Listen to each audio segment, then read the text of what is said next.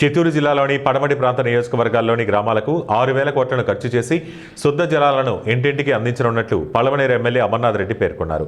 Palamaner municipal కార్యాలయ ఆవరణంలో ప్రధానమంత్రి ఆవాస్ యోజన పథకం ద్వారా నియోజకవర్గంలోని బైరెడ్డిపల్లికి చెందిన 59 మందికి, గంగవరం మండలంలోని 80 మందికి, పలమనేరు రూరల్ నందు 57 మందికి, పెదపంజాని మండలానికి చెందిన 99 మందికి, వీకోట మండలంలోని 8 మందికి, అదేవిధంగా పలమనేరు అర్బన్ పరిధిలోని 108 మందికి మొత్తం కలిపి 411 మంది లబ్ధిదారులకు ఇంటి మంజూరు పత్రాలు బుధవారం ఆయన పంపిణీ చేశారు. ఈ సందర్భంగా మాట్లాడుతూ అర్హులైన పేదలందరికీ ఇంటి స్థలాలతో పాటు గృహ నిర్మాణాలకు ప్రభుత్వాలు ఆర్థిక సాయం అందిస్తాయన్నారు.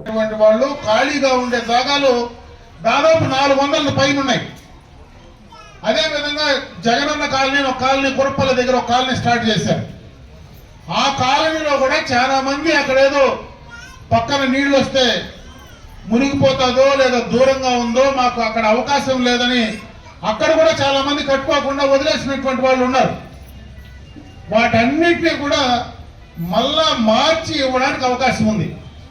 ఆ రోజు ఎవరైతే నిజమైనటువంటి లబ్ధిదారులు లేకుండా ఇచ్చిన వాళ్ళకే ఇచ్చి, ఉండే వాళ్ళకి ఇచ్చి, పేదవాళ్లకు ఇవ్వలేక ఈరోజు నిజంగా పట్టణంలో ఉండేటువంటి పేదవాళ్ళు ఎవరైనా మాకు అర్హత ఉంది, నాకు ఇల్లు